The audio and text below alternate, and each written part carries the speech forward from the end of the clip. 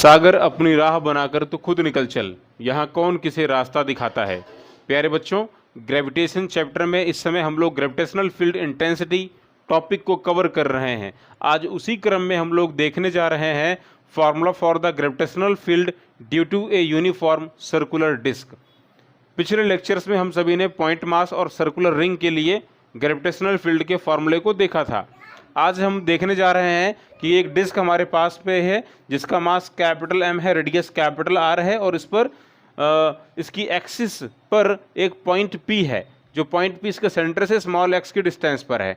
तो point P पर gravitational field intensity की वैल्यू कितनी होगी। डिस्क की एक्सिस पर किसी जनरल पॉइंट पी पर इंटेंसिटी की वैल्यू हम लोग कुछ इस तरीके से देते हैं, capital I equals to capital G M upon capital R square into 1 minus small R over under root capital R square plus small R square. In term of the apex angle इसी फॉर्मूले को हम कुछ इस तरीके से भी लिख सकते हैं, I equals 2 times of capital G M upon capital R square into 1 minus cos theta. Here theta is the half of the apex angle. बच्चों, इस पॉइंट ऑफ ऑब्जर्वेशन पी पर डिस्क जो भी एंगल बना रही है ना, डिस्क जो भी एंगल बना रही है, इस एंगल 2 थीटा को बोलते हैं एपेक्स एंगल। तो थीटा क्या होगा, half of the apex angle. तो फॉर्मूले को चाहे आप ऐसे लिखो या ऐसे लिखो, दोनों ही फॉर्मूले सेम है। हम इसको प्रूफ करेंगे और रास्ते में डिस्क के लिए बहुत सारी बातों पर चर्चा भी करेंगे।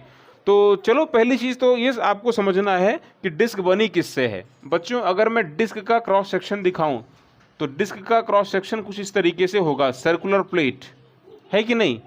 अगर इस डिस्क को आप सामने से देखो तो आपको एक सर्कुलर प्लेट दिखाई देगी। अच्छा, ये बनी कैसे है, ये बनी कैसे है। तो बच्चों, ये जो डिस्क बनी है अगर हम समझना चाहें तो देखें, कई सारी ऐसी रिंग्स जिन सभी का सेंटर एक हो, रेडियस अलग अलग हो, लगातार इंक्रीज करती चली जाए रेडियस, ग्रेजुअली इंक्रीजिंग रेडियस वाली कॉन्सेंट्रिक जो रिंग्स होंगी वही क्या बनाएंगी, एक डिस्क को बना देंगी। डिस्क कई सारी रिंग से मिलकर के बनी होती है, ऐसा हम देख पा रहे हैं। तो हम करने क्या वाले हैं, इस डिस्क का एक छोटा सा एलिमेंट्री पार्ट लेंगे यानी कि रिंग, और उस रिंग की वजह से इंटेंसिटी को फाइंड कर लेंगे। फाइनली उस इंटेंसिटी को इंटीग्रेट कर देंगे under the appropriate limit. Then finally we will get the formula for the intensity due to the circular disc.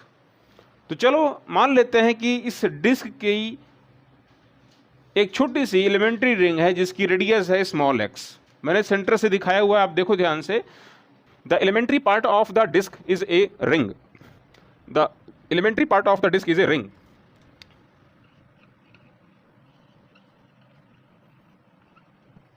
Elementary part of disk is a ring.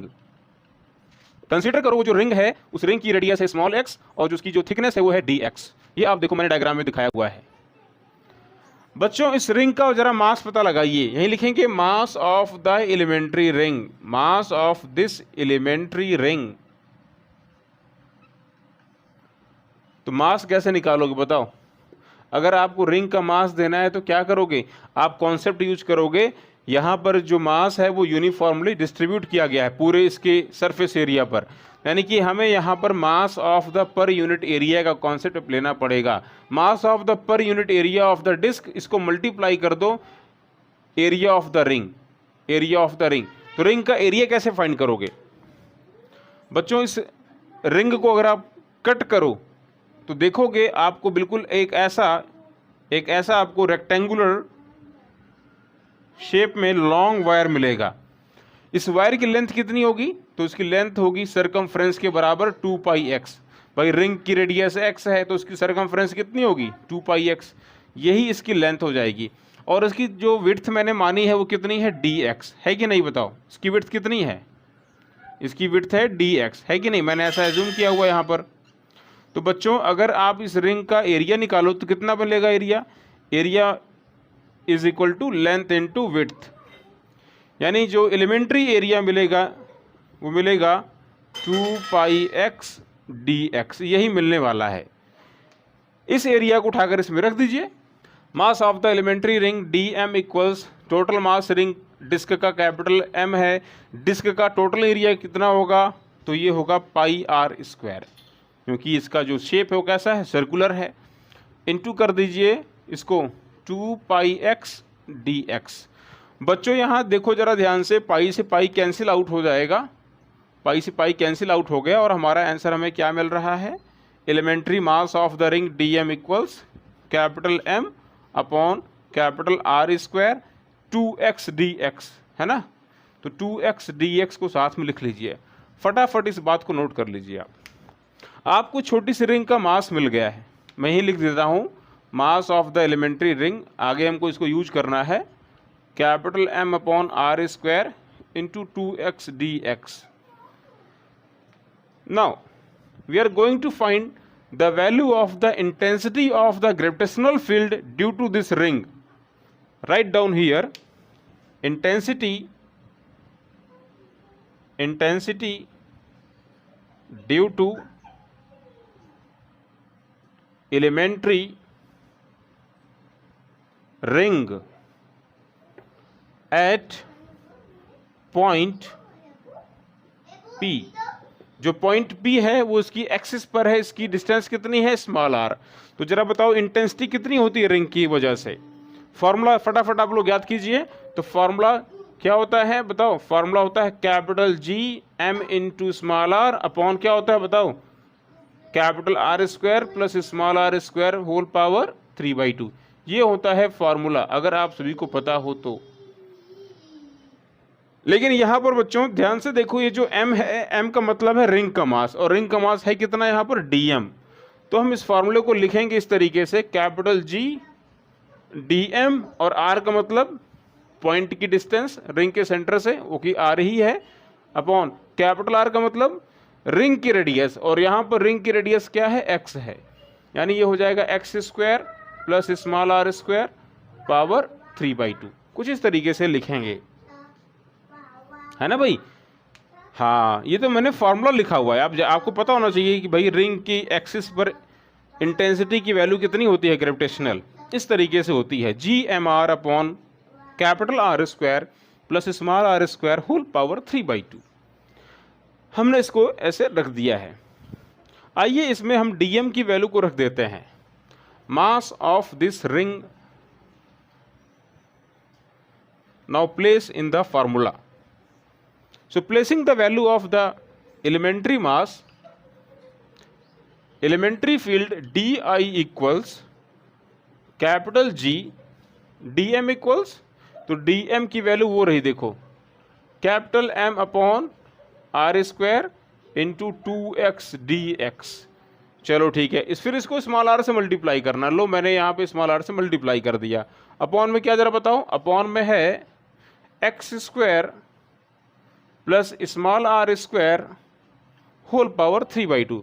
थोड़ा इसको बढ़िया से लिखते हैं, 2 times of capital G M R x dx over capital R square into X square plus small r square whole power 3/2।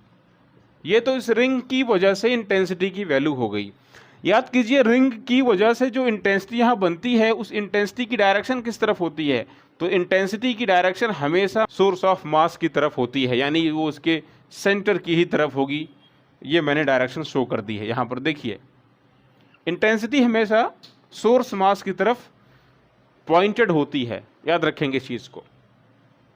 ऐसी हर एक ring के लिए इंटेंसिटी यहाँ बनेगी। जितनी भी रिंग्स हैं जो कि सेंटर से स्टार्ट हो रही हैं और बाउंड्री तक आएंगी, उन सभी रिंग्स के लिए इंटेंसिटी की डायरेक्शन सेम होने वाली है। तो अगर इंटेंसिटी की डायरेक्शन सेम है तो टोटल इंटेंसिटी को फाइंड करने के लिए हम क्या कर सकते हैं, इंटीग्रेशन कर सकते हैं। Since the direction of the gravitational field intensities due to such type of all rings will be same, that is the towards the center of the ring or the disk, we can integrate to calculate the total gravitational field due to the disk। यहाँ लिखेंगे इस चीज को, total gravitational field, total gravitational field due to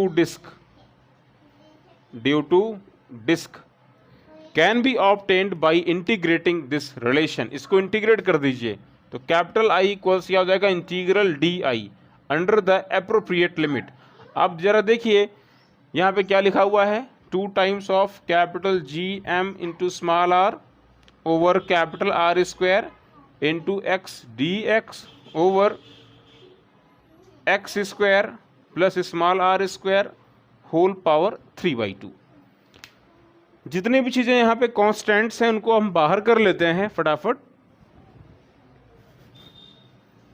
जो चीज़ें constants हैं उनको बाहर कर लेते हैं।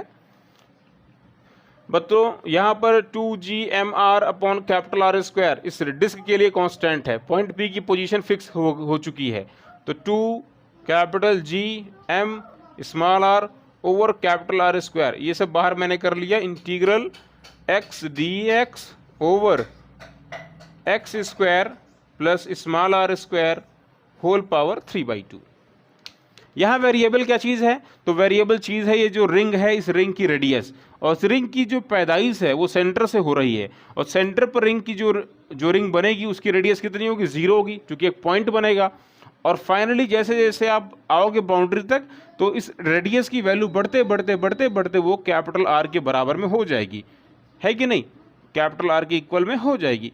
तो सेंटर पर तो इसकी वैल्यू है 0, यहाँ लिखेंगे limit from 0 to capital R. अब इसको करिए इंटीग्रेट, क्या देखते हैं आप, इसको इंटीग्रेट कर पाएंगे आप लोग? थोड़ा सा डिफिकल्ट लग रहा है। यहाँ इसके बेस में लिखा हुआ है X square plus small R square power 3/2। कैसे करें इंटीग्रेट? यहाँ पर तो दो चीज़ें हमें दिखाई पड़ रही हैं, देख रहे हैं आप, एक्स स्क्वायर भी है प्लस आर स्क्वायर भी है। तो एक काम करना चाहिए, आप यहाँ पर ऐसा कुछ करें कि ये सिंगल वेरिएबल के फॉर्म में कन्वर्ट हो जाए। मान लेते हैं, यहाँ लिखते हैं, इसको यहीं रोकते हैं, यहीं लिखते हैं, मैथ लगाते हैं, let X square plus small R square equals small T. मैंने इसको स्मॉल टी के इक्वल मान लिया है। इसको डिफरेंशिएट कीजिए एक्स के रिस्पेक्ट में, इसको डिफरेंशिएट कीजिए, D D X of X square plus small R square equals D D X of T. सही है ना? इसको अगर आप डिफरेंशिएट करते हैं तो मिलेगा आपको 2x, और चूंकि r तो कांस्टेंट है, कांस्टेंट का डिफरेंशिएशन 0 ही होता है, ये हो जाएगा 0 इक्वल्स हो जाएगा आपका ये dt/dx। आप कह सकते हो यहाँ से ये जो x dx है ये किसके इक्वल है, ये dt/2 के इक्वल है। फटाफट नोट करें, x dx जहाँ आपको दिखाई दे रहा है वहाँ आप क्या लिखेंगे, dt/2 इस प्लेस पर, और X square plus small R square के प्लेस पे क्या लिखेंगे, स्मॉल टी, है ना भाई। इतना काम करिए, पहला काम तो यही कीजिए। इंटीग्रेशन मैं करना आपको सिखा रहा हूँ, थोड़ा सा मैथ का पार्ट है ये। अब करते हैं इंटीग्रेट, रखते हैं वैल्यू को। Now the total intensity I equals 2 capital G M small R over capital R square integral X D X के बेटा प्लेस पे क्या हो जाएगा, dt/2। चलो यहाँ पे 2 कर देते हैं, और X square plus small R square के प्लेस पे क्या हो जाएगा, t, और ये पावर 3/2 है, यानी कि t की पावर क्या हो जाएगा, ये 3/2। बच्चों अब ध्यान से देखिए, इंटीग्रल 1/t की पावर 3/2 इसको ऊपर लेकर चले जाइए आप, इसको ऊपर लेके आप जाइए तो क्या हो जाएगा, ये t की पावर -3/2 dt। आपको पता है इंटीग्रल x की पावर n dx, बताओ क्या होता है, इंटीग्रल x की पावर n dx की वैल्यू क्या होती है, x की पावर n+1 अपॉन n+1, है कि नहीं, बताओ। और चूंकि डिफरेंट इंटीग्रेशन है, यहाँ पे कोई भी कांस्टेंट आने वाला नहीं है।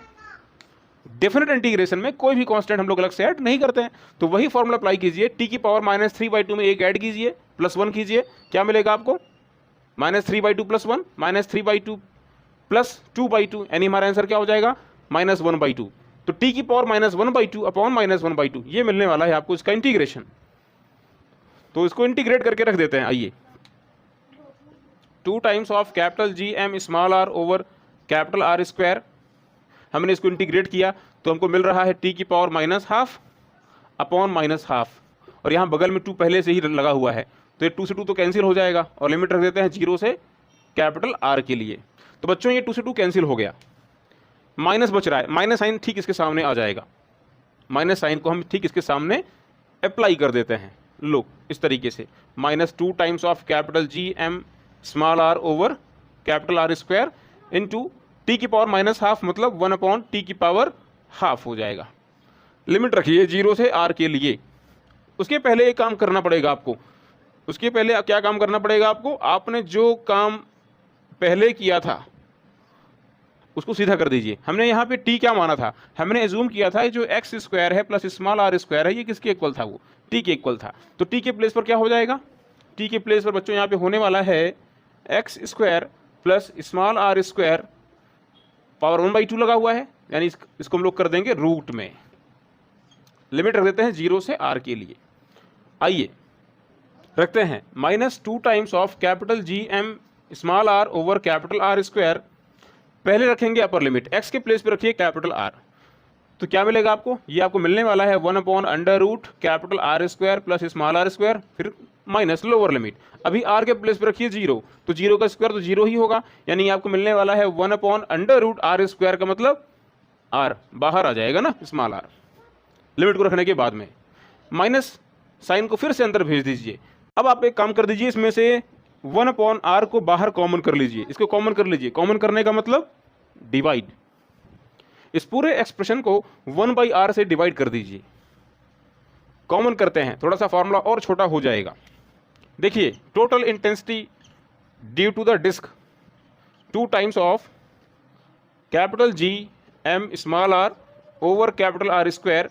1/r हमने कॉमन कर लिया है, कॉमन करने का मतलब डिवीजन, यहाँ डिवाइड करेंगे तो r चला जाएगा ऊपर, small r √ capital R square plus small r square.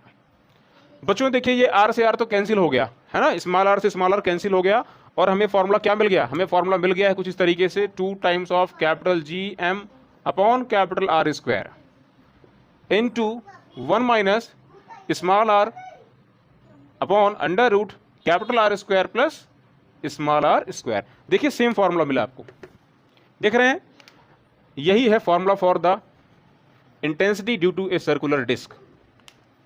Intensity due to a circular disc. सभी को फॉर्मूला समझ में आ गया होगा, सभी को फॉर्मूला अच्छी तरीके से समझ में आया होगा।